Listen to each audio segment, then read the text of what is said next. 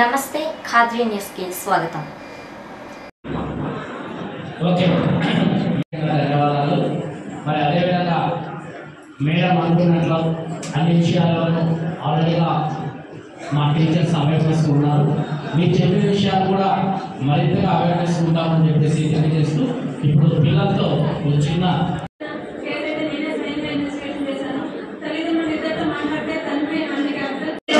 చాలాసార్లు థ్యాంక్స్ చెప్పుకున్నప్పటికీ ఎప్పటికీ రుణపడిస్తాను. సో ఇక్కడ మీ అందరిలో నేను వాళ్ళని చూసుకుంటున్నాను.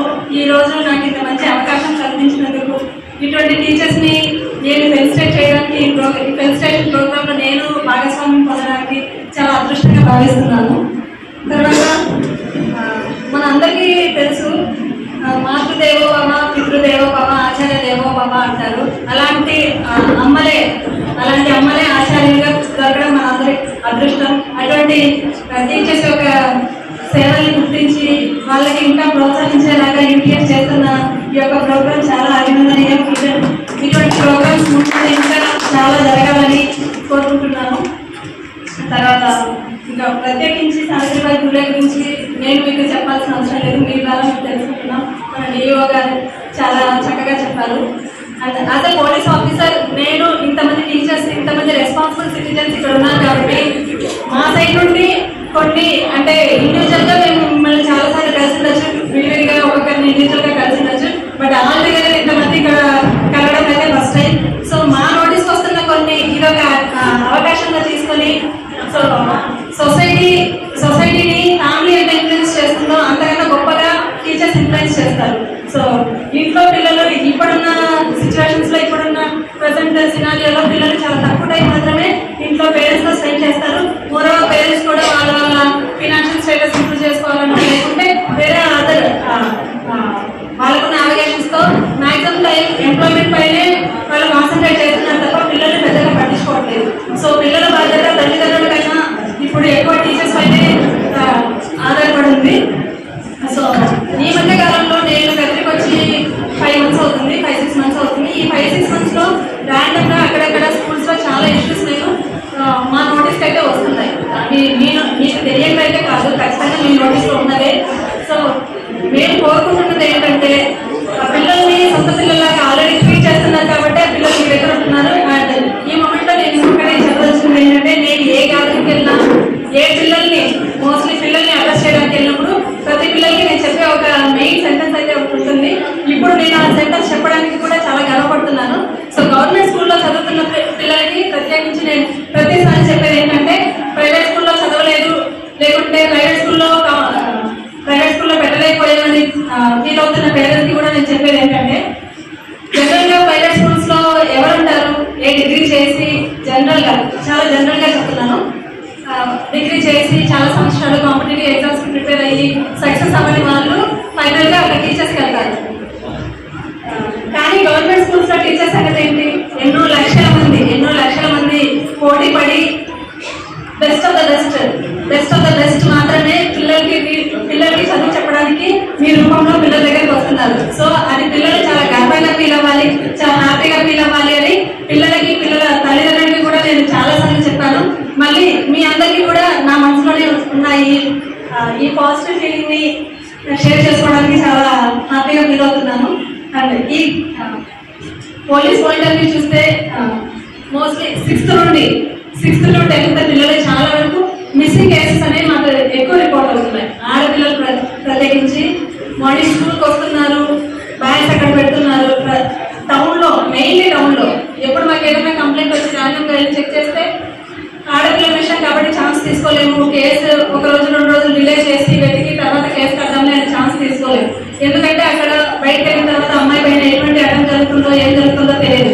సో దాన్ని హై ప్రయారిటీగా తీసుకొని ఇమీడియట్ గా వితిన్ అవర్స్ కేసు కట్టి మేము మా ఇన్వెస్టిగేషన్ అయితే మేము ట్రై చేస్తున్నాం. కానీ పొద్దున స్కూల్కి వచ్చి బ్యాగ్ పెట్టి వెళ్ళిపోయిన పిల్లలు మేమంతా మా ప్రయత్నాలని మేము చేస్తుంటే సాయంత్రం వచ్చి బ్యాగ్ తీసుకొని వెళ్ళిపోతున్నారు. సో అక్కడ ఏం జరుగుతుందనేది మీకు అందరికీ తెలుసు. కాబట్టి అలాంటి సిచ్యువేషన్స్ అప్పుడు పిల్లల్ని చాలా జాగ్రత్తగా గమనిస్తూ వాళ్ళకి మంచి చేయడానికి చెప్పాల్సిన బాధ్యత ఖచ్చితంగా మీ పైన ఉంది. అండ్ ఒక ఇన్సిడెంట్, చాలా బాధాకరమైన ఇన్సిడెంట్, ఈ మూమెంట్ లో చెప్పకూడని ఇన్సిడెంట్, బట్ స్టిల్ నాకైతే మీ నోటీస్కి తీసుకురావాలని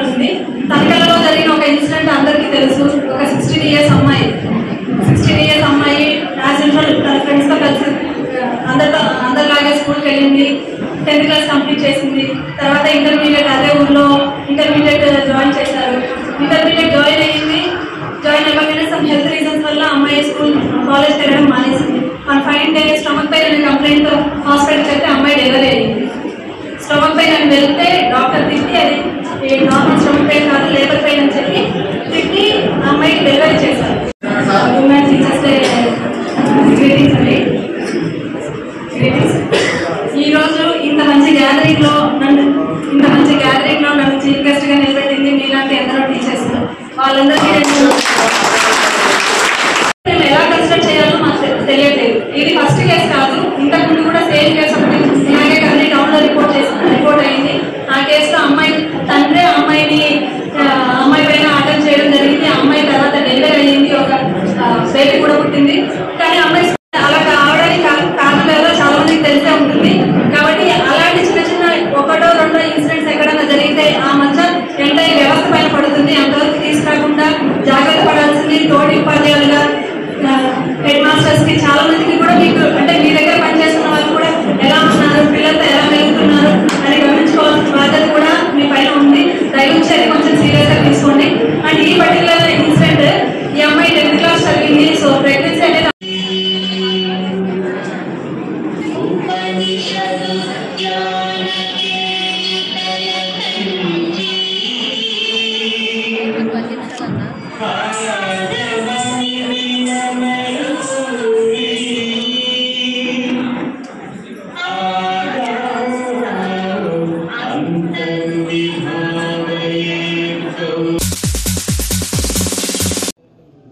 అయితే మానవ జన్మ లభించడము దాంతో పాటు భారతదేశంలో జన్మ లభించడం ఇంకా అదృష్టం.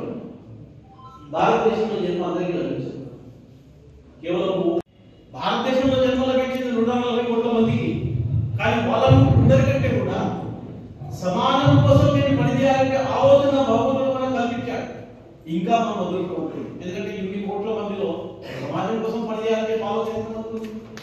కేవలం నేను మాత్రం బాగుంటే చాలు నా కనుక ఈ మతాల యొక్క ఆగ్రహాన్ని ఎదుర్కొంటూ ఈ ధర్మాన్ని దేశాన్ని రక్షించాల్సినటువంటి బాధ్యత మనకి ఉంది. అందుకోసమే ఈ కార్యక్రమాలు ఇలాంటి కార్యక్రమాలు చేస్తూ హిందూ సమాజాన్ని జాగృతం చేసేటువంటి పని మనం చేస్తాం. అయితే హిందూ సమాజం జాగృతం అవుతున్నది. ఎందుకు జాగృతం అవుతుంది? ఎట్లా జాగృతం అవుతుంది? ఈ దేశంలో అనేక మంది మహాపురుషులు ప్రయత్నం చేశారు హిందూ సమాజాన్ని జాగృతం చేయడం. ఎందుకంటే హిందూ సమాజము హిందూ ధర్మము నిలబడి ఉంటే ఈ దేశం నిలబడి ఉంటుంది. హిందూ సమాజం శక్తివంతమైతే ఈ దేశం శక్తివంతం. హిందూ సమాజం బలహీనమైపోతే ఈ దేశం బలహీనం.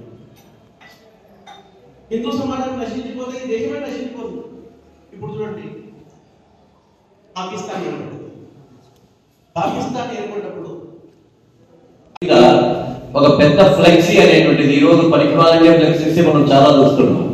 కాబట్టి ఆల్మోస్ట్ మన యొక్క ప్రాంతం అంతా కూడా ఈ ప్రతి ఒక్క కూడలిలో కూడా 22వ తేదీ ఈ ప్రోగ్రామ్ జరుగుతుంది అనేటువంటి ఫ్లెక్సీని మనం తయారు చేసేటువంటి విధానాన్ని తయారు చేసుకోవాల్సినటువంటి అవసరం ఉంది. దాని ద్వారా విస్తృతంగా ప్రచారం అవుతుంది. అలాగే మనకు తెలుసు ఈ చిన్న చిన్న రథాలు అంటే ఈ మధ్యలో వచ్చినటువంటి వెహికల్స్ కి ఏదైనా ఒక మంచి రథాలు పెట్టి ప్రతి ఒక్క గ్రామంలో ఇప్పుడు ఆల్రెడీ అక్షంతలు చేరుకున్నాయి. కానీ ఈ రథము అక్కడ ఉండేటువంటి అయోధ్యలో ఉన్నటువంటి రామ మందిరం యొక్క రూపం ఎలా ఉందో ఆ రూపాన్ని కూడా మనం ఒక బయట మంచి ఒక గోపురం లాగా తయారు చేసి మొత్తం ఈ గ్రామాల్లో అంతా కూడా మనం తిప్పితే నిజంగా చాలా బాగుంటుంది. అది జరిగినప్పుడు ఏమవుతుందంటే ఆ రామ మందిరం అంటే మనం టీవీలో చూస్తున్నాం, ఇవన్నీ చూస్తూనే ఉన్నాం. కానీ ప్రత్యక్షంగా అటువంటి యొక్క రామ మందిరమే నా యొక్క గ్రామానికి వస్తోంది అనేటువంటి పిలుపు ఏదైతే ఉంటుందో అది ప్రతి ఒక్కరిని కూడా ఆకర్షింపజేసేటువంటి దానికి అవకాశం ఉంటుంది. దాన్ని కూడా మనం పూర్తి చేసుకోవాలి. మిగతా విషయాల్లో అప్పుడు ఏమైనా చిన్న చిన్న మిస్టేక్స్ ఉంటే అవన్నీ కూడా కమిటీ వాళ్ళందరూ కూడా ఈసారి సరి చేసుకుని అప్పట్లో కొన్ని చోట్ల అందరూ రావడానికి అవకాశం లేకుండా కొన్ని చోట్ల ఉండేటువంటి సందర్భం వచ్చింది. వాళ్ళని మనం ముందుగానే ప్రేరేపించుకొని అయా వాళ్ళు వెహికల్స్ మాట్లాడుకుంటారా, ఆటోస్ మాట్లాడుకుంటారా, ప్రతి ఒక్క దానికి కూడా ఈ రాముని యొక్క జెండా, ఆంజనేయ స్వామి జెండా ఉండాలి. ఎప్పుడైతే అది ఈ రోజు నుంచి అంటే 22వ తేదీకి ముందే మనం అనుకుంటున్నాం, చాలా మంది కూడా ఇస్తున్నారు, ఎవరికి చేతనైతే వాళ్ళందరినీ డిస్ట్రిబ్యూట్ చేయమని అడుగుతాము. అయ్యా ఆటోలకి నువ్వు 50 జెండాలు ఇవ్వండి నేను ఎవరినైనా అడిగితే కాదని చెప్పాడు. మండలంలో ప్రతి ఒక్క ఇంటిలో కూడా 22వ తేదీ నుంచి రాబోయే 22వ తేదీ వరకు కూడా మొత్తం అంతా కూడా ప్రతి ఒక్క ఇంటి ముందర కూడా ఆంజనేయ స్వామి ఉండేటువంటి ఆ జెండా ఏదైతే ఉందో ఆ రాముని యొక్క భగవత్ ధ్వజం లాగా మనం ఇంటి పైన ఎగురు వేస్తే అప్పటిదాకా నిరంతరము అది ఆ 1 month ఉండడం ద్వారా ప్రతి ఒక్కరి మనసుల్లో కూడా అది ఉండేటువంటి దానికి అవకాశం ఉంటుంది. ఇంకా దీనికి తోడుగా ఎక్కడెక్కడ ఉండేటువంటిది భజన కార్యక్రమాలు కానీ ఇవన్నీ మనం చేస్తూనే ఉన్నాం. వాటిని కూడా సోషల్ మీడియాలో మనం ఎక్కువగా చెప్తూ రావాలి. అంటే మా గ్రామంలో జరిగింది, మేము ఇలా వస్తున్నాం, మేము ఇప్పుడు దాదాపుగా ఒక 200 కుటుంబాలంతా కూడా అవసరమైతే దాని లిస్టు కూడా పెట్టండి పర్వాలేదు. మేము ఈ కుటుంబాలన్నీ కూడా ఇప్పుడు దీనికోసం మనం వస్తున్నాం, మీరు అందరూ మనమందరము కలుగుతాం, మీరందరూ రావాలని కాదు, మేమందరము వస్తున్నాం, మనమందరము కలుగుతాం. మనం పిలవాల్సిన మేము వస్తున్నామనేటువంటి మాట మన దగ్గర నుంచి వచ్చినప్పుడు దాన్ని స్ఫూర్తిగా తీసుకొని మన బంధువులు, మన స్నేహితులు, మిగతా వాళ్ళందరూ కూడా వచ్చేదానికి అవకాశం ఉంటుంది. కాబట్టి మనము ప్రతి ఒక్కరూ కూడా, ఎందుకంటే సోషల్ మీడియా అనేటువంటిది ఈ రోజు విపరీతమైనటువంటి ప్రచారం ఉంది. ప్రతి ఒక్కరు ఎవరైనా సరే వాళ్ళని చూడాలనేటువంటి కోరిక ఉంటుంది, ఆ సందేశాన్ని వినాలనేటువంటి కోరిక కూడా ఉంటుంది. కాబట్టి అటు సోషల్ మీడియా ద్వారా అలాగే ఆ యొక్క ఫ్లెక్స్ ద్వారా మనం ప్రచారం చేయడం, అలాగే ఈ రథాలు అనేటువంటి అవకాశాన్ని నేను కమిటీ వాళ్ళని అడుగుతా, కొంతమందిని కూడా నేను మిగతా వాళ్ళని కూడా అడుగుతాను.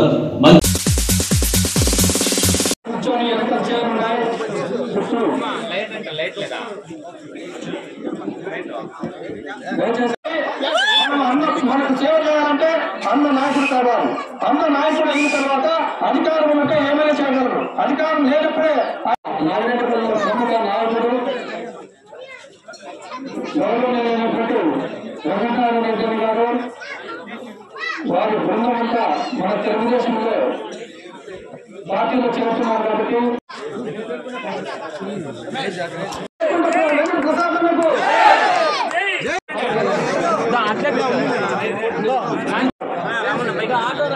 ఆటో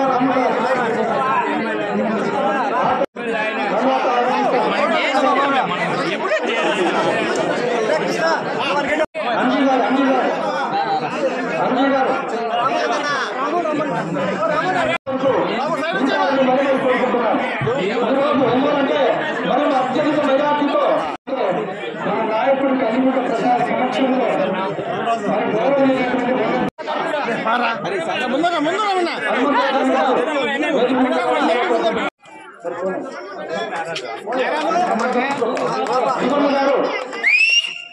అపరాధులు కూడా స్పందించే మనస్తత్వం కలిగినటువంటి నాగమణి గారు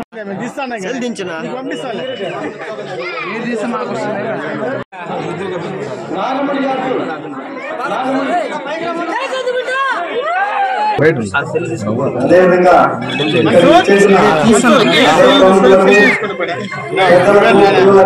స్త్రీ మాతలకు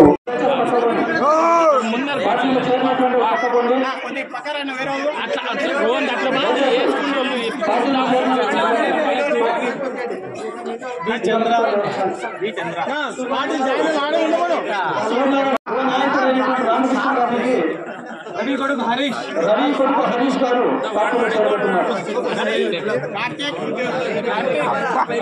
ఇప్పుడు కూడా తెలుగుదేశం పార్టీ కంచుకోట.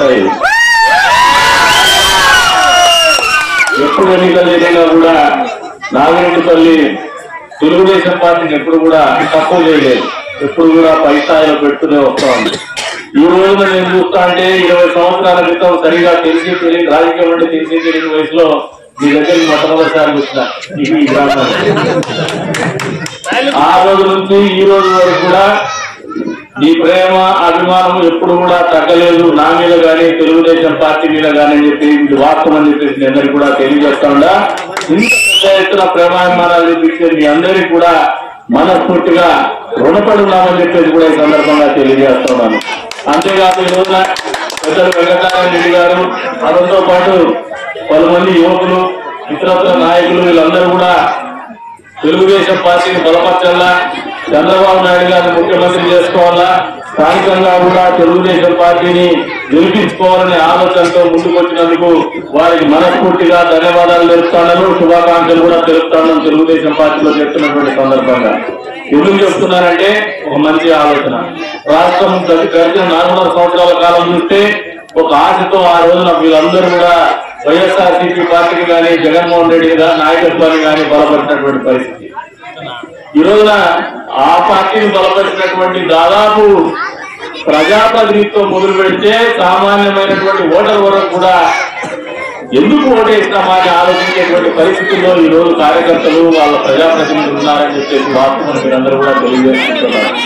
ఎందుకు చెప్తున్నారంటే గడిచిన సార్వత్రిక ఎన్నికల ముందు ఒక్క అవకాశం పేరుతో మన మధ్యన కూడా పాదయాత్ర చేస్తూ అనేక రకమైనటువంటి హామీలు గుర్తిస్తూ ఉద్యోగస్తులకు వరాలిచ్చాడు, మహిళలకు వరాలిచ్చినాడు, వెనుకబడినటువంటి వాళ్ళకు వరాలిస్తున్నారు, విద్యార్థులకు వరాలిచ్చినారు, నిరుద్యోగ యువతకు వరాలిచ్చినాడు.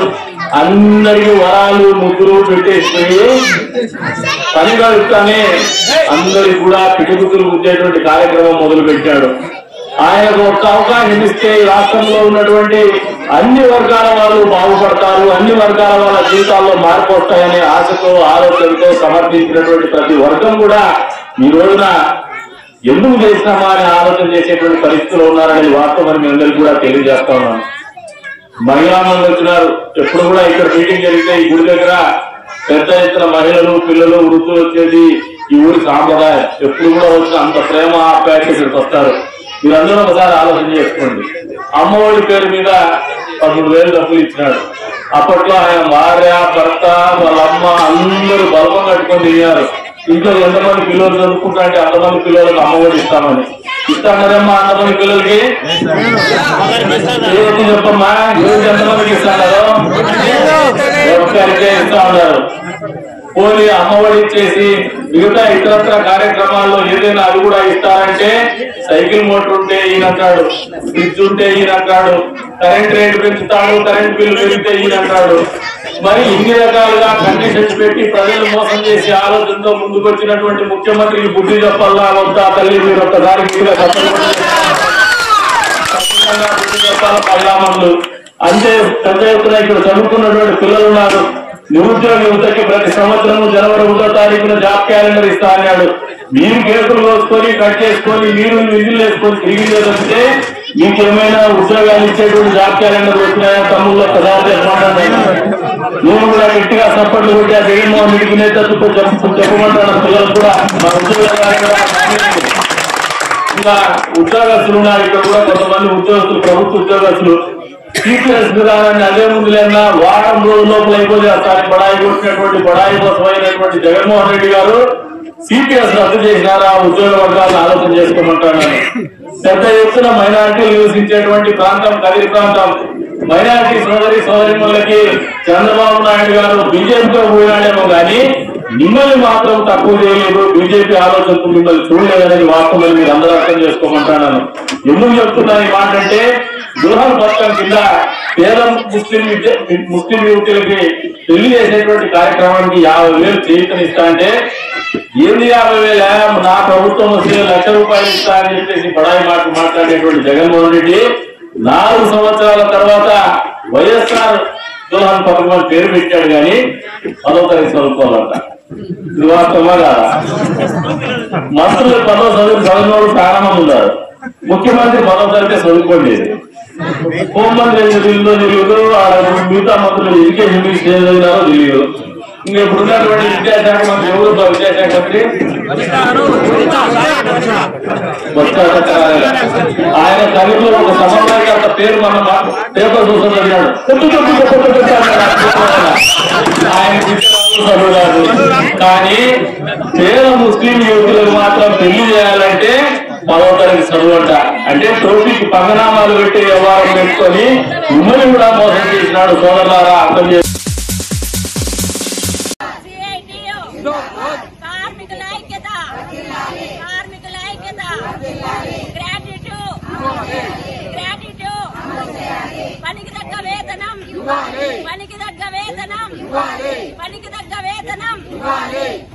పరిష్కరించాలి అంగన్వాడీల సమస్యలను, పరిష్కరించాలి అంగన్వాడీల సమస్యలను.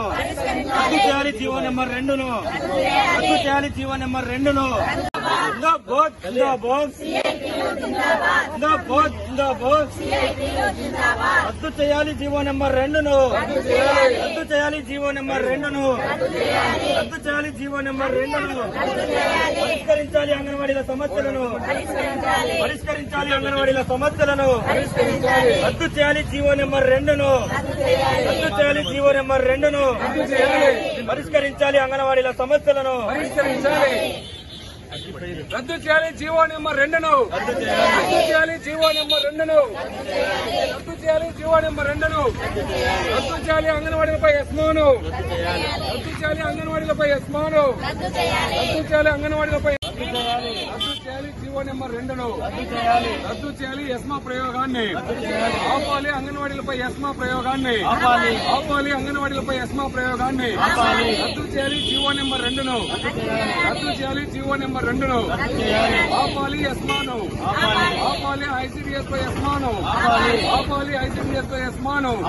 అంగన్వాడీలకు జీతాలు పెరిగిన ధరలకు అనుగుణంగా అంగన్వాడీ జీతాలు, పెరిగిన ధరలకు అనుగుణంగా అంగన్వాడీ జీతాలు అమలు చేయాలి. అంగన్వాడీలకు గ్రాట్యుటీ అమలు చేయాలి. అంగన్వాడీలకు గ్రాట్యుటీ. అంగన్వాడీల పట్ల రాష్ట్ర ప్రభుత్వం మొండి వైఖరి, అంగన్వాడీల పట్ల రాష్ట్ర ప్రభుత్వం మొండి వైఖరి, అంగన్వాడీల పట్ల రాష్ట్ర ప్రభుత్వం మొండి వైఖరి. రద్దు చేయాలి ఎస్మాను, రద్దు చేయాలి ఎస్మాను. అమలు చేయాలి అంగన్వాడీలకు గ్రాట్యుటీ, అమలు చేయాలి అంగన్వాడీలకు గ్రాట్యుటీ. అంగన్వాడీల పట్ల రాష్ట్ర ప్రభుత్వ నిర్బంధ వైఖరి రద్దు చేయాలి. జీవో నెంబర్ 2ను రద్దు చేయాలి, రద్దు చేయాలి జీవో నెంబర్ 2ను. అంగన్వాడీల పట్ల రాష్ట్ర ప్రభుత్వ నిర్బంధ వైఖరి ఇవ్వాలి. అంగన్వాడీలకు కనీస వేతనాలు ఇవ్వాలి, అంగన్వాడీలకు కనీస వేతనాలు అమలు చేయాలి. అంగన్వాడీలకు గ్రాట్యుటీని. ఇప్పటికి సమ్మె స్టార్ట్ చేసి 28వ రోజుకు చేరింది. కానీ ప్రభుత్వం నుంచి మాకు ఎలాంటి చలనము లేదు. ప్రభుత్వం మాతో ఏమీ పట్టించుకోలేదు. 28 రోజుల నుంచి మేము రోడ్డున పడి ఈ సమ్మెను కొనసాగిస్తున్నాము. కానీ మాకు బెదిరింపులతోనే ఇదైతుంది. గాని మా ముందుకొచ్చి ఎవ్వరు మీకు న్యాయం చేస్తాము, మేమున్నాము అని మాకు ఎవ్వరు ధైర్యం చెప్పి ఇది చేయడం లేదు. కానీ మాకిప్పుడు ఎస్మా అని ఒక ప్రయోగాన్ని పెట్టినారు. దాంతో మిమ్మల్ని ఉద్యోగంలో నుంచి తొలగించేస్తాము అందరినీ రాష్ట్ర వ్యాప్తంగా అని చాలా బెదిరింపులకు గురి చేస్తున్నారు. ఇలాంటి బెదిరింపులు ఎన్ని వచ్చినా మా సమ్మెను ఆపేది లేదని మేము హెచ్చరిస్తున్నాము.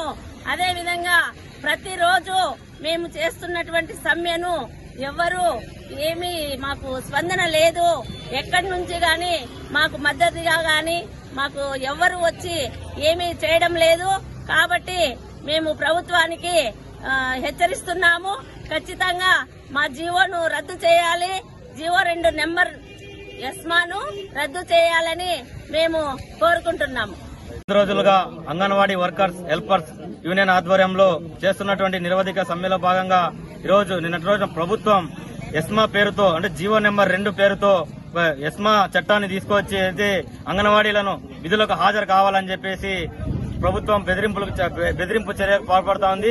ఏదైతే వీటన్నిటిని కూడా ఏదైతే అంగన్వాడీలు తమ న్యాయమైన సమస్యలు పరిష్కరించాలని చెప్పేసి గత 28 రోజులుగా సమ్మె చేస్తున్న ప్రభుత్వం ఎటువంటి స్పందించకపోవడం చాలా దుర్మార్గం. ఏదైతే అంగన్వాడీలు చేస్తున్నటువంటి న్యాయమైన పోరాటంలో మేము కూడా ఎస్ఎఫ్ఐ విద్యార్థి సంఘం మేము కూడా పాల్గొని సంఘీభావం తెలియజేస్తా ఉన్నాం. అట్లా ప్రభుత్వం చాలా నిర్బంధంగా వ్యవహరిస్తా ఉంది. ఇప్పటికీ 20 రోజులు పూర్తయింది సమ్మె. ఇప్పటికి కూడా కనీసం ప్రభుత్వానికి మహిళల పట్ల అంగన్వాడీల పట్ల కనికరం రాకపోవడం అనేది చాలా దుర్మార్గమైంది. మహిళా సాధికారత పాటించడమే మా ప్రభుత్వం ధ్యేయమని చెప్పుకుని జగన్ గారికి అంగన్వాడీల పట్ల మానవత్వం లేకపోగా చాలా కర్కశంగా అమానవీయంగా ఈరోజు ఎస్మా ప్రయోగిస్తాం అంగన్వాడీలపైన అని చెప్పేసి నిన్న ప్రభుత్వం జీవో జారీ చేసింది. మామూలుగా ఎస్మా ప్రయోగించాలంటే అవి అత్యవసర సేవల కిందకి రావాలి. అత్యవసర సేవలు ఏవైతే ఉంటాయో వాటిలో ఎస్మా ప్రయోగించడం అనేది జనరల్ గా చట్టం చెబుతుంది. అయితే అత్యవసర సేవల్లో లేని ఐసీడీఎస్ ని ఉన్న బలంగా 25 రోజుల తర్వాత ఈ ప్రభుత్వం ఎస్మా పరిధిలోకి చేర్చి జీవో నెంబర్ 2 ద్వారా ఎస్మా పరిధిలోకి చేర్చి వెంటనే మీరు విధుల్లోకి హాజరు కాకపోతే మీ ఉద్యోగాలు తీసేస్తామని చెప్పి భయపెట్టడం అప్రజాస్వామికం. ఇది నిజంగా ఈ ప్రభుత్వానికి చిత్తశుద్ధి ఉంటే ఈ అంగన్వాడీల పట్ల లేదా అంగన్వాడీల సమస్యల పట్ల వాళ్ళకేమైనా తీర్చాలి లేదా వాళ్ళని ఆదుకోవాలని ఏమైనా ఆలోచన ఉంటే వెంటనే వాళ్ళ జీతాలు పెంచాలి. ఈరోజు ధరలు విపరీతంగా పెరిగిపోయినాయి. మొత్తం కుటుంబ ఖర్చులు మొదలుకొని పిల్లల చదువులు, వైద్యం, విద్య అన్ని ఖర్చులు కూడా బాగా భారీగా పెరిగినాయి. కాబట్టి ఏళ్ల తరబడి ఈ 4 ఏళ్ల నుంచి ప్రభుత్వానికి అనేక సార్లు మొరబెట్టుకుని 11,500 టీచర్కి, 7,000 రూపాయలు మినీ వర్కర్ హెల్పర్కి ఇది గుదిబండగా మారింది మా కుటుంబాలు పోషించుకోవడానికి. కాబట్టి పెరిగిన ధరలను దృష్టిలో పెట్టుకుని వేతనాలు పెంచండి అని చెప్పి అడుగుతున్నటువంటి అంగన్వాడీ సమస్యలను పరిష్కారం చేయకుండా వేతనాలు మేము పెంచమని మొండిగా ప్రభుత్వం వివరించడం అనేది సరైనది కాదు. ఇది అలాగే గ్రాట్యుటీ ఇవ్వమని అడుగుతా ఉన్నారు. మినీ సెంటర్ని అప్గ్రేడ్ చేసి వాళ్ళ పని భారం ఉంది. అరే ఈ రకంగా యాప్ల పేరుతో నానా రకాల పని ఇబ్బందులు పెడతాం, పని భారాన్ని పెంచారు. ఈరోజు ఇటువంటి ఇబ్బందుల్లో ఉన్నటువంటి అంగన్వాడీల పట్ల ప్రభుత్వం సానుకూలంగా ఉండాల్సింది పోయి ఎస్మాని ప్రయోగించడం అనేది చాలా అన్యాయమైంది, దుర్మార్గమైంది. దీన్ని వెనక్కి తీసుకోమని చెప్పి డిమాండ్ చేస్తున్నాం. అలాగే ఎస్మా ద్వారా ఏదో అంగన్వాడీ ఉద్యమాన్ని అణిచేస్తాం, అంగన్వాడీని భయపెట్టి సెంటర్లకు పంపిస్తామనుకుంటే అది ప్రభుత్వం భ్రమ అవుతుంది. నిజంగా ఎస్మా పరిధిలోకి అంగన్వాడీలు వచ్చేవారే అయితే వీళ్ళు నోటీస్ ఇచ్చినప్పుడు ఎందుకని మీరు మాట్లాడలేదు? ఈ 25 రోజుల్లో వీళ్ళు అత్యవసర సేవల్లోకి అంగన్వాడీ వస్తుందని ఎందుకని మీరు గుర్తించలేదు? ఒకవేళ ఐసీడీఎస్ లో ఎస్మాగా ప్రయోగించాలనుకుంటే మొదట వీళ్ళు ప్రభుత్వ ఉద్యోగులు గుర్తించాలి. ఎక్కడైనా కానీ ప్రభుత్వ ఉద్యోగులు అత్యవసర రంగంలో పనిచేసే వాళ్ళు ఆ సేవలు నిలిపేస్తే వాళ్ళని ఎస్మా పరిధిలోకి తీసుకురావడం అనేది చట్టం చెబుతుంది. కానీ వీళ్ళు ప్రభుత్వ ఉద్యోగులు కాదు, వీళ్ళు హాండ్రోరింగ్ కార్మికులు అని చెప్పి మీరే చెప్పి ఇప్పుడేమో అత్యవసర సేవల కింద ఐసీడీఎస్ ను చూపించి వాళ్ళని భయపెట్టడం అంటే ఇది దుర్మార్గమైందని చెప్పి ప్రభుత్వాన్ని చెప్పదలుచుకున్నాం. అందుకనే ఉడత ఊపులతో లేదా ఈ తాటాకు చప్పులతో అంగన్వాడీ ఉద్యమాన్ని అణిచేస్తామని ప్రభుత్వం భావిస్తే అది చాలా దుర్మార్గమైంది, అది చాలా హీనమైందని చెప్పి మేము చెప్పదలుచుకున్నాం. ఎందుకనంటే ఇప్పటికే అంగన్వాడీల సమస్యలు అనేక సార్లు మీకు విన్నవించుకున్నారు. ఈ 4 ఏళ్లు మీ వెంట తిరిగారు, మీ మంత్రుల్ని కలిశారు, ఎక్కడా మీరు సానుకూలంగా స్పందించాల. ఇప్పుడు 4 సార్లు చర్చలు జరిపి ఆ చర్చల్లో కూడా మంత్రులతో పాటు ప్రభుత్వ సలహాదారులను కూర్చోబెట్టుకుని ఎక్కడా జీతం పెంచుతామని మాట చెప్పకుండా అన్ని సమస్యలు పరిష్కరించాం, 10 సమస్యలు పరిష్కరించామని చెప్పి ప్రజలని మూడు మార్చేకి, ప్రజల మద్దతు మాకు లేకుండా చేసేకి ఒక విచ్ఛిన్నమైనటువంటి పద్ధతిని ఈరోజు ప్రభుత్వం అనుసరిస్తా ఉంది. 10 డిమాండ్లు పరిష్కారం చేసినట్టు టీవీల్లో, పేపర్లో ప్రకటన ఇచ్చుకుంటా ఉంది. కానీ ప్రభుత్వం చేసింది 3 డిమాండ్లు మాత్రమే పరిష్కారం చేసింది. అవి కూడా ఇప్పటికిప్పుడు అంగన్వాడీలకు వచ్చే ప్రయోజనం లేదు. అయితే ఏదైతే ప్రధాన డిమాండ్ గా ఉందో వేతనాల విషయం గానీ, గ్రాట్యుటీ గానీ, మినీ సెంటర్లు అప్గ్రేడ్ చేయడం గానీ, ఈ 3 పక్కన పెట్టేసి ఏదో 10 డిమాండ్లు పరిష్కారం చేసినట్టు ప్రజల్ని తప్పుదోవ పట్టించి అంగన్వాడీలకి ప్రజల మధ్య ఐక్యత లేకుండా చేయడానికి ప్రభుత్వం కుట్ర చేస్తోంది. ఈ కుట్రను ప్రజలు అర్థం చేసుకుని అంగన్వాడీలకి ఈ సమ్మెలో అండగా నిలబడాలి, ఆ రకంగా అంగన్వాడీల ఉద్యమాన్ని బలపరచాలని చెప్పేసి సిఐటిగా ప్రజల్ని కోరుతా ఉంది. సమ్మెలో కొనసాగుతున్నాం. 28వ రోజు ఈ రోజు కొనసాగుతున్నాం. మన పోరాటానికి అంగన్వాడీలకు, ఆశా వర్కర్లకు అనేకమైనటువంటి హామీలు ఇచ్చారు. 26,000 రూపాయలు ఇస్తామన్నారు. మీకు కర్ణాటక ప్రభుత్వం కన్నా, అది మన తెలంగాణ ప్రభుత్వం కన్నా అదనంగా ఇస్తానన్నాడా? నేను అంతకన్నా ఎక్కువ ఇస్తానని చెప్పాడా? ఈరోజు ఏమైనా మాట్లాడుతున్నాడా దాని గురించి? ఎక్కడ మాట్లాడంలా. వాళ్ళ మంత్రులు ఆఖరికి ఎంత దూరం వచ్చారు? జీవో నంబర్ 2 తీసుకొచ్చారు. జీవో నంబర్ 2తో మీరు ఈ ఉద్యమాలను ఆపగలరా అని చెప్పి అడుగుతా ఉన్నాం. కరోనా అప్పుడు మీరు జీవో నంబర్ 1 తెచ్చారు కదా, తెచ్చారా? ఈ దేశంలో భారతదేశాన్ని పరిపాలించినటువంటి బ్రిటిష్ పాలకులు జీవో నంబర్ 1 అనేది 1886లో, చూడండి బాగా, 20వ శతాబ్దంలో ఉన్నాం. 1886లో బ్రిటిషర్స్ తీసుకొచ్చినటువంటి ఒక చట్టాన్ని కరోనా కాలంలో జగన్మోహన్ రెడ్డి ఆంధ్రప్రదేశ్ రాష్ట్రంలో మీరు ఎవరైనా రోడ్లలోకి వచ్చి ఆందోళన కార్యక్రమాలు చేయాలంటే మాతో అనుమతి తీసుకోవాలి పోలీసులతో. పోలీసులు మనకు అనుమతి ఇస్తేనే మనం ఉద్యమాలు చేయగలమా? ఆ రకంగా సాధ్యమవుతుంది ఈ రాష్ట్రంలో. వాళ్ళు ఇవ్వగలరా పర్మిషన్స్? అట్లా జీవో నంబర్ 1 తీసుకొచ్చారు. దీన్ని సుప్రీంకోర్టులో మనం సవాల్ చేస్తే కమ్యూనిస్ట్ పార్టీలో ఇది రద్దు కావించబడింది. ఎక్కడ బ్రిటిషర్స్, ఎక్కడ 1886, ఎక్కడ 2013, 14, 12? అంటే 12ను 13లో తీసుకొచ్చి బ్రిటిషర్ చట్టాలను సైతం ఈ రాష్ట్రంలో కార్మిక చట్టాలను, కర్షక చట్టాలను, నేటి ఉద్యోగ భద్రతలను అన్నింటినీ అనగదొక్కడానికి ఈ రాష్ట్ర ప్రభుత్వం ప్రయత్నం చేస్తూ ఉంది. ఈ దేశంలో, భారతదేశంలో రైతులలో మాత్రమే యూనిటీ లేదని చెప్పుకుంటా ఉంటాం, అంతేనా? అన్ని వర్గాల్లో యూనిటీ ఉంది. చాలా మంది రైతులు మాట్లాడుకుంటూ ఉంటారు, గిట్టుబాటు ధర లేదు, లేట మాకు అంత నష్టం జరుగుతూ ఉంది, చాలా మంది రైతులు ఆత్మహత్యలు చేసుకుంటా ఉంటారని మన పత్రికల్లో కూడా చూసుకుంటాం. ఇవన్నీ నిజం. కానీ భారతదేశంలో స్వాతంత్రం తర్వాత, అంటే స్వాతంత్ర పోరాటం తర్వాత, ఒక నరేంద్ర మోడీ లాంటి వ్యక్తినే మరి నల్ల చట్టాలకు వ్యతిరేకంగా, 3 రకాల నల్ల చట్టాలకు వ్యతిరేకంగా భారతదేశంలో దాదాపు సంవత్సరం పాటు పోరాడి 700 నుంచి 800 మంది చనిపోయినా సరే ఆ పట్టు విడని పోరాటం ద్వారా 3 రకాల నల్ల చట్టాలను రద్దు చేసినటువంటి ఘనత ఈ భారతదేశంలో రైతాంగానికి ఉందని చెప్పి అట్లాంటి స్ఫూర్తిని అంగన్వాడీ కార్యకర్తలు కొనసాగించాలని చెప్పి ఈ సందర్భంగా మనవి చేస్తా ఉన్నా. అదేవిధంగా ఎస్మా చట్టం జీవో నంబర్ 1 అంటూ ఎస్మా చట్టం అంతే. ఈ ఎస్మా చట్టాన్ని చూసి అక్క చెల్లెమ్మలు ఈ ఆంధ్రప్రదేశ్లో 1,00,000 మందికి భయపడి ఉన్నటువంటి అక్క చెల్లెమ్మలు ఎవరు కూడా భయపడేటువంటి పరిస్థితి లేదు. నీవు మాట్లాడితే ఉదయం లేస్తానే అక్క చెల్లెమ్మలు అంటావు, కానీ అక్క చెల్లెమ్మలను నువ్వు తిరిగి వారికి అన్యాయం చేస్తూ జీవోలను 2 తీసుకొచ్చి ఈరోజు వాళ్ళ ఉద్యమాలకు విఘాతం కల్పిస్తా ఉన్నావు. వాళ్ళ న్యాయమైనటువంటి కోరికలను అడగకుండా అడగదొక్కడానికి గొంతు నొక్కడానికి ఈ రకమైనటువంటి ప్రయత్నాలు చేయడం అనేది చాలా శోచనీయమైనటువంటి సంఘటన అని చెప్పి ఈ సందర్భంగా గుర్తు చేస్తా ఉన్నాం. అదేవిధంగా మనకు రావాల్సినటువంటి గ్రాట్యుటీ కానీ మిగిలినటువంటి యొక్క అన్ని రకాల న్యాయమైనటువంటి కోరికల సాధనలో మీరు జరిపేటువంటి యొక్క పోరాటంలో అన్ని రకాల అన్ని వర్గాలు అన్ని ప్రజా సంఘాలు మీకు ప్రజానికం కూడా మద్దతునిస్తూ ఉంది. చాలామంది మనం అనుకుంటా ఉంటాం మనం మాత్రమే కూర్చున్నాం ఇక్కడ, మిగిలినటువంటి వాళ్ళు మనకు సరైనటువంటి మద్దతు లేదేమనుకోద్దండి. ఇండైరెక్ట్లీ మనకు సపోర్ట్ దొరుకుతూ ఉంది. ప్రజలు చర్చించుకుంటా ఉన్నారు.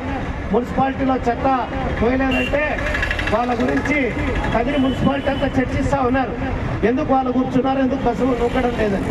కరెక్టే కదా, జగన్మోహన్ రెడ్డి వీళ్ళకి హామీ ఇచ్చాడు కదా, వాళ్ళకి నెరవేర్చాలి కదా, నెరవేర్చడానికి వాళ్ళు కూర్చున్నారని చెప్పి ఇండైరెక్ట్లీ సపోర్ట్ అనేది మనకుంది. ఇక్కడ కూర్చున్నటువంటి అందరికీ మీకు కానీ మున్సిపల్ వర్కర్స్ కానీ అంగన్వాడీలకు కానీ లేదంటే సర్వశిక్ష అభియాన్ మరి అవుట్ సోర్సింగ్ ఎంప్లాయీస్ కానీ అన్ని రకాల మద్దతు ఉంది. ఈ రాష్ట్రంలో ఇప్పటికే అన్ని వర్గాలు కూడా రోడ్డు ఎక్కాయి.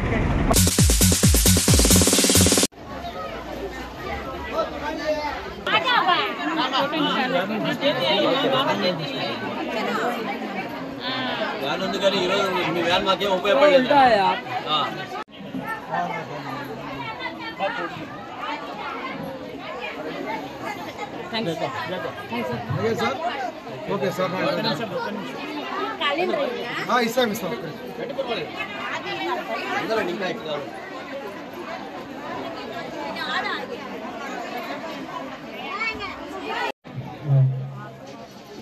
ఇక్కడ మన ముఖ్య ఉద్దేశం ఏంటంటే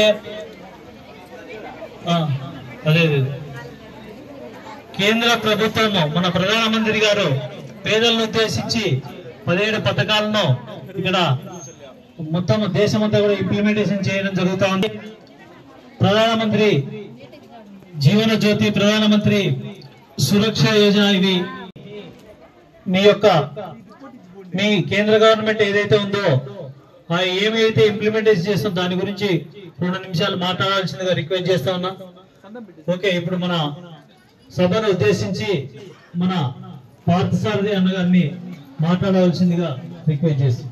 ఉన్న మన అందరి యొక్క ఆర్థిక శక్తి, ఆరోగ్యము, మన అందరి యొక్క పిల్లల యొక్క భవిష్యత్తు బాగుండాలని కోరుకునేటువంటిది. అందుకే మనం అందరము కన్న తల్లిగా భావించే భరతమాతకు ఒక్కసారి జై కొట్టి మనం ప్రారంభించుకుంటాం. గట్టిగా అందరూ కూడా చెప్పాలా, భారత్ మాతకు జై కొట్టాలా. భారత్ మాతా కీ జై, భారత్ మాతా కీ జై. మనకందరికీ తెలుసు, అంటే చాలా మందికి మాత్రం గవర్నమెంట్ డబ్బులు ఇస్తోంది అని తెలుసు, కానీ దానికి కొన్ని కొంతమంది పేర్లు పెట్టుకున్న తర్వాత వాళ్ళు ఇస్తున్నారేమో అనేటువంటి అపోహ ఉంటుంది. కేంద్రం ఎప్పుడు కూడా ఒకటి ఏం చెప్తుందంటే, ప్రధానమంత్రి ఎప్పుడు ఒకటే మాట చెప్తూ ఉంటారు, మన డబ్బులే. ఇది ఎంతమందికి తెలుసు? మన డబ్బులే అనేది తెలుసు కదా.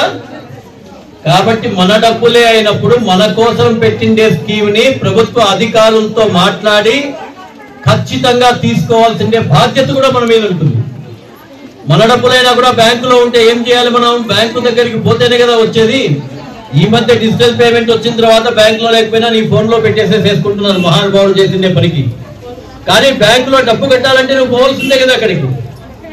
కాబట్టి మనము ఉద్యోగస్తులు అనేటువంటి వాళ్ళు మన కోసం పనిచేసేకి ఎప్పుడూ సిద్ధంగా ఉంటారు.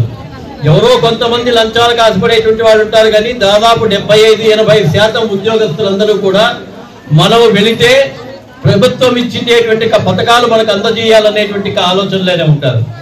అయితే ఇప్పుడు కేంద్ర ప్రభుత్వం ఏం చేసిందంటే ఇట్లా మధ్యవర్తులు 25% వాళ్ళు కూడా అవినీతి చేయకుండా రకరకాలైనటువంటి పథకాలు మనకు తీసుకొచ్చింది. మొట్టమొదటి ఏమంటే మీకు అందరికీ తెలుసు 2014 ముందు మీకు బ్యాంకు ఖాతాలు లేవు, అవునా కాదా? ఇప్పుడు అందరికీ బ్యాంక్ ఖాతాలు వచ్చాయి. కంపల్సరీ తీసుకోమని చెప్తున్నారు. మీ ఆధార్ కార్డుని మొత్తం దానికి లింక్ చేస్తున్నారు. మీకు కేంద్ర ప్రభుత్వం నుంచి ఏమేమి నిధులు ఇస్తాయో ఆ నిధులన్నింటినీ కూడా దాంట్లో నేరుగా ప్రభుత్వం నుంచి వచ్చేట్లుగా చేస్తున్నారు. ఇక్కడ ఉండే వాళ్ళందరికీ కొంచెం ఒక 15 సంవత్సరాల కిందకి వెళ్తే మున్సిపల్ కమిషనర్స్ లో మనకు పెన్షన్లు ఇచ్చేవాళ్ళు. అప్పుడు ఎంత ఇచ్చేవాళ్ళు? 250 రూపాయలు ఇచ్చేవాళ్ళు. ఈ రోజు దాదాపు 3000 దాకా ఇస్తున్నారు.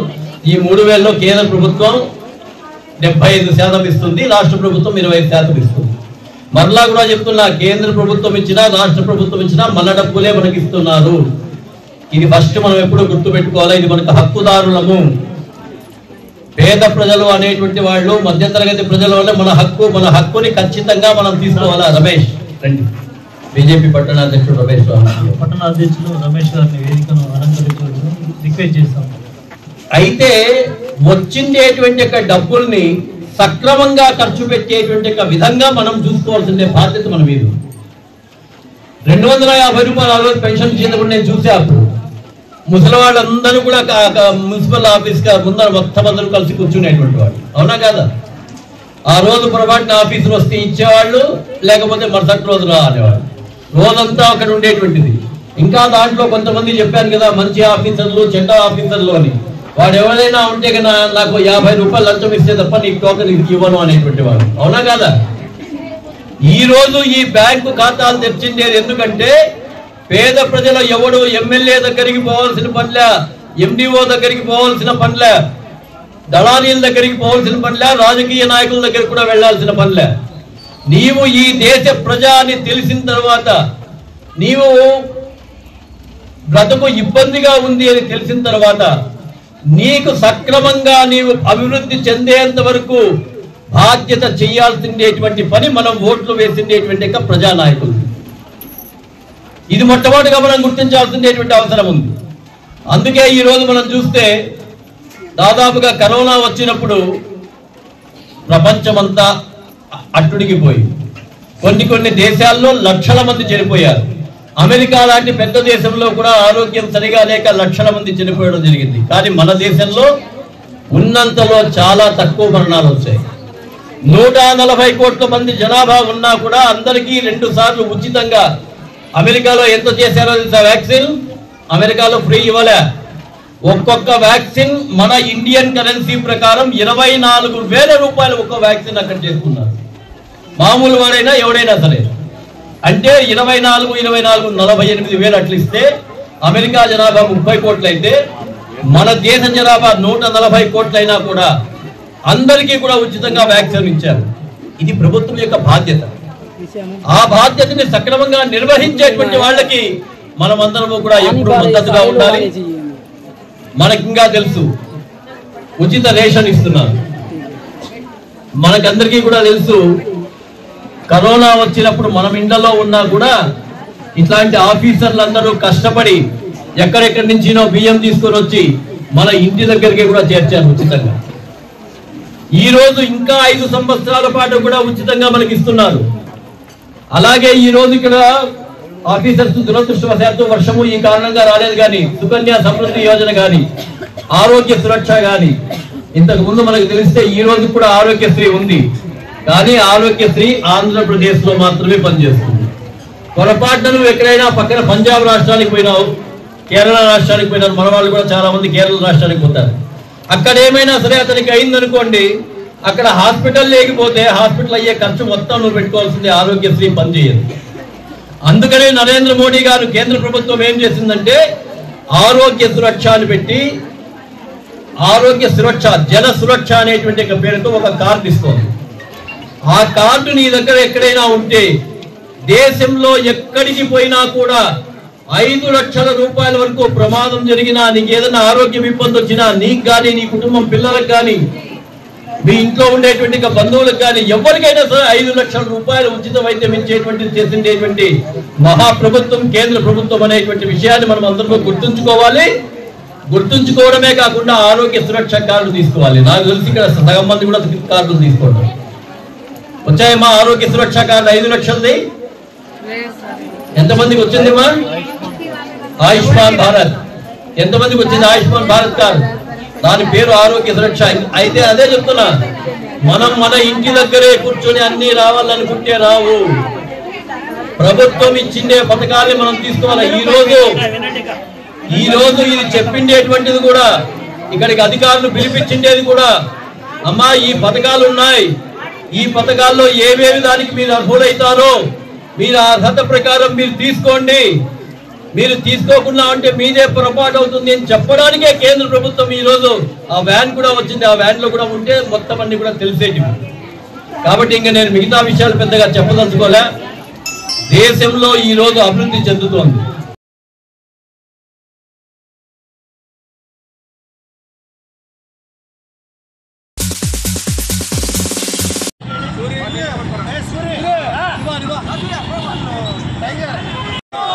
మున్సిపల్ కార్మికుల పట్ల రాష్ట్ర ప్రభుత్వం నిర్లక్ష్యం వైఖరి, మున్సిపల్ కార్మికుల పట్ల జగన్మోహన్ రెడ్డి నిర్లక్ష్యం వైఖరి,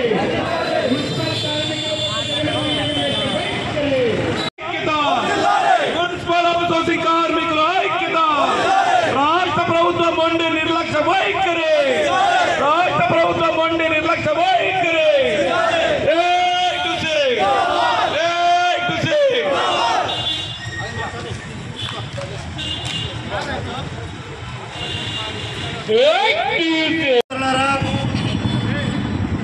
గత 6 రోజుల నుంచి రాష్ట్ర వ్యాప్తంగా కూడా వైఎస్ జగన్మోహన్ రెడ్డి గారు ఇచ్చినటువంటి యొక్క హామీలు నెరవేర్చని కారణంగా ఈ రాష్ట్రంలో 28 రోజుల పాటు అంగన్వాడీ కార్మికులు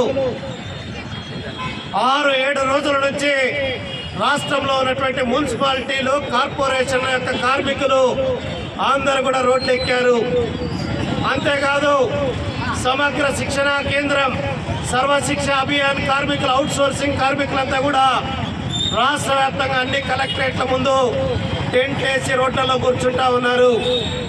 ఎందుకు కూర్చుంటా ఉన్నారని చెప్తే ఆయన చెప్తారని ఎన్నికలు దగ్గర వస్తా ఉన్నాయి కాబట్టి వాళ్ళంతా రోడ్డు ఎక్కుతా ఉన్నారని.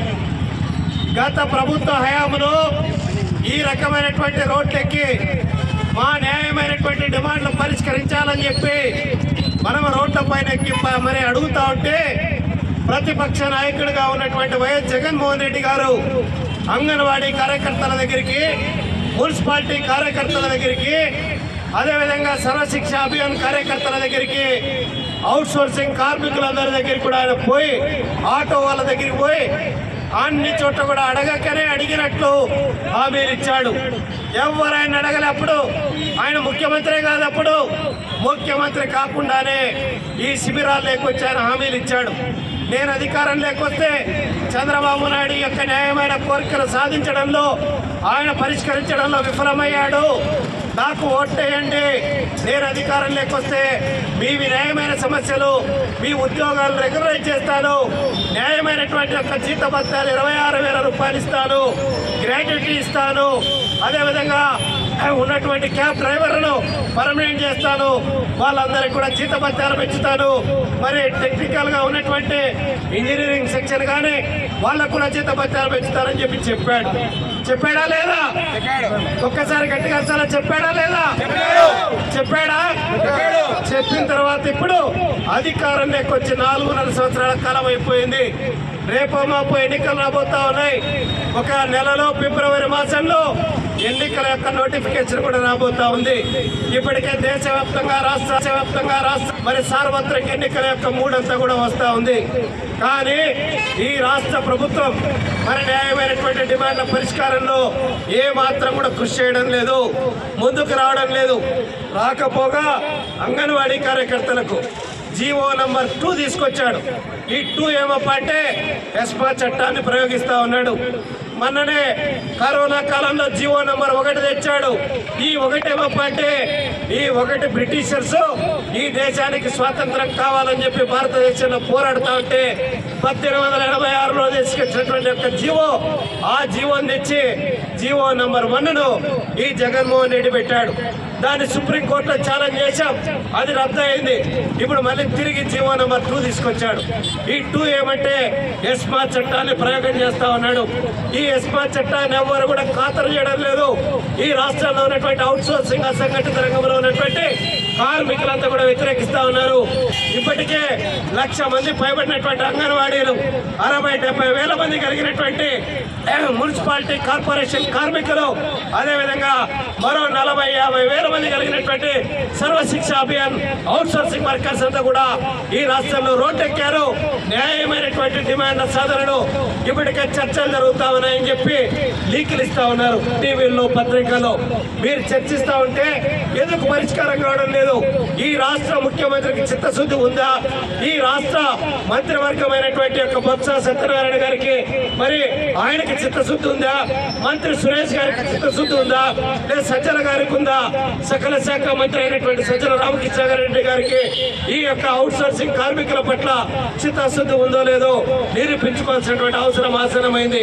ఇప్పటికైనా సరే న్యాయమైనటువంటి డిమాండ్ల సాధనను కార్మికులంతా రోడ్డెక్కారు. ఈ సమస్యను పరిష్కరించకపోతే భవిష్యత్తులో మరింత మెరుగు సమ్మెకు ముందుకు పోవడానికి యావత్ కార్మిక లోకమంతా కూడా సంసిద్ధంగా ఉంది. దీనికి వామపక్ష పార్టీలు, ప్రతిపక్ష పార్టీలు, ప్రజా సంఘాలు, అన్ని వర్గాల ప్రజలు మరి ప్రత్యక్షంగా పరోక్షంగా మద్దతునిస్తా ఉన్నారు. ఉధృతంగా పోతా ఉందని చెప్పి హెచ్చరిస్తూ నాకు ఇచ్చినటువంటి అవకాశం.